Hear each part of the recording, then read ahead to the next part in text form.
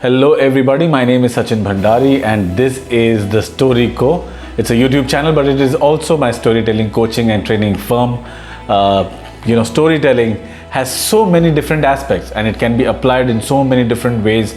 I think the possibilities are limitless. A lot of us are in leadership positions. I mean, even if you do not have a large company as a startup founder, you are leading a small group of people to a better tomorrow, to a tomorrow which is utopia, which is where we will be able to change the world, change our society, make things better for customers, and in turn also make things better for ourselves. Now, one of the times when leaders are really tested in terms of their communication, their action as well, is when there are crises. And right now what we are going through, the pandemic, is of course an unprecedented crisis, of the most used word of 2020. It is the most unprecedented crisis, and when it started, a lot of leaders, because of the uncertainty, did not know how to communicate. But this is not the only crisis. There are many different crises which come up in a leader's tenure time and again. I wanted to talk to you in this video a little bit about storytelling lessons from two very interesting Indian American leaders, that is Satya Nadella and Sundar Pichai, during the time of crisis. I think there is lots to learn from these people and we can apply their storytelling techniques or their communication techniques in our startups, in our businesses as entrepreneurs, etc. So let's jump straight in and look at where or which were the instances when these stalwarts or these really fantastic CEOs use their storytelling ability to be able to make life a little better during two different crisis situations. Satya Nadella, like most of you know, US has had a fairly turbulent year with the COVID crisis. It was one of the countries which suffered, which is currently also, as I shoot this video, suffering a lot because of the COVID crisis.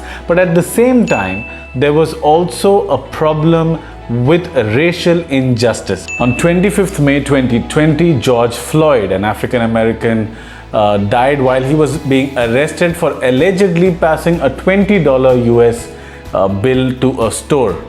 Now, this death erupted nationwide protests about racial injustice, and while people were out on the streets protesting, corporates were also not very far behind.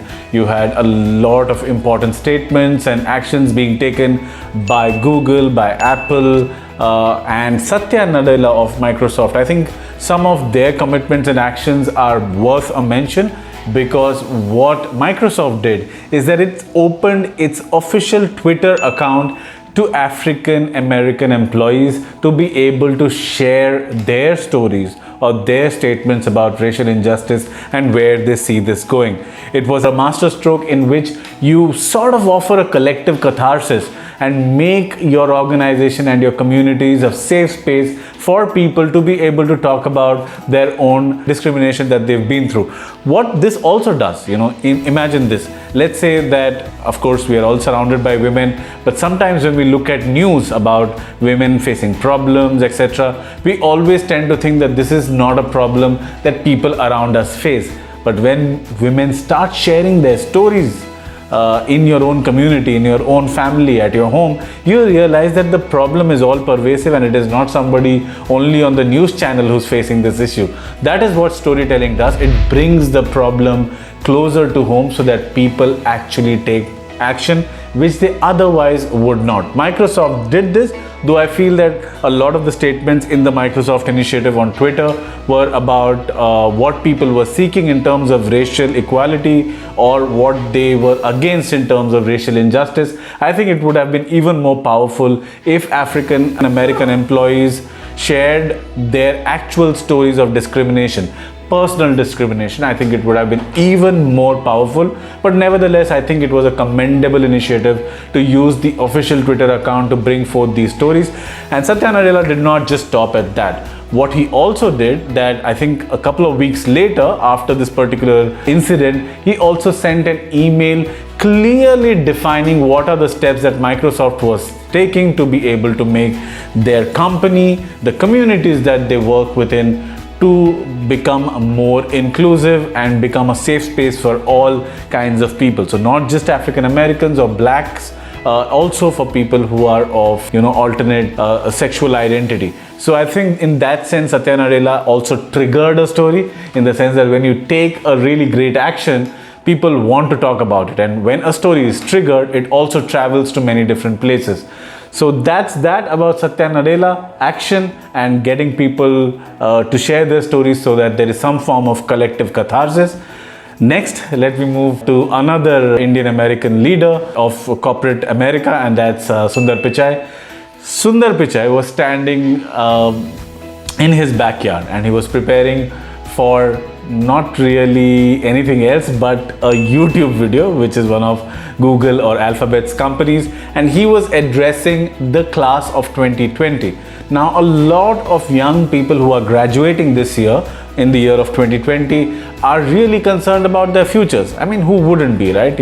It's a time when there are no jobs, there's a lot of uncertainty, you don't know which way the world is going to go, you don't know whether your skills that you acquired through your education are useful anymore in this world or not.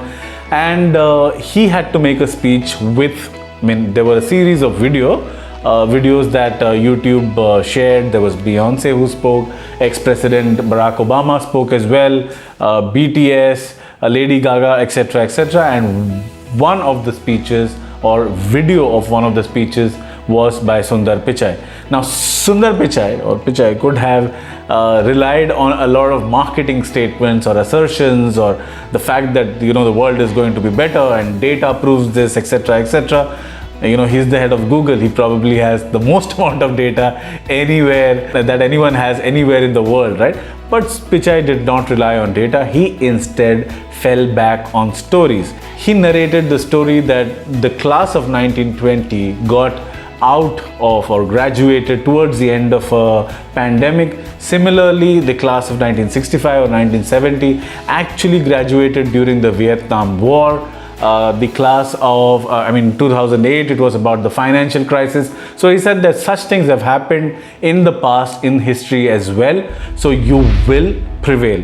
And then he went on to narrate his personal stories. So one of the things that he spoke about is that he had access. So someone who's built his career on computers and technology got access to uninterrupted access to computer only when he went to the United States. So before that, he would actually have to go to a cyber cafe or somewhere else even to access a computer. So that's the kind of background that he comes from. Even he narrated the story that even when he came to the US, despite the fact that it was really exciting and everything, it was a difficult place to be in because he was away from family. US was really expensive, etc., etc. Makes you realize that this is a person who's come from very modest background and with modest resources, and today he is the CEO of definitely one of the most powerful companies in the world. But I think the story that made the most sense or drove home the message was the fact that when Pichai was coming to the United States for the first time for his academic pursuits, his father had to spend the equivalent of his 1 full year's income to buy him a plane ticket to the States. So imagine this. So someone who probably it's difficult for his parents to be able to afford a flight to the United States, went on to become the CEO of Google. So that's the kind of story that can inspire millions of students, and I think his message that you will prevail was probably driven in the most powerful way with this particular personal story that Pichai narrated.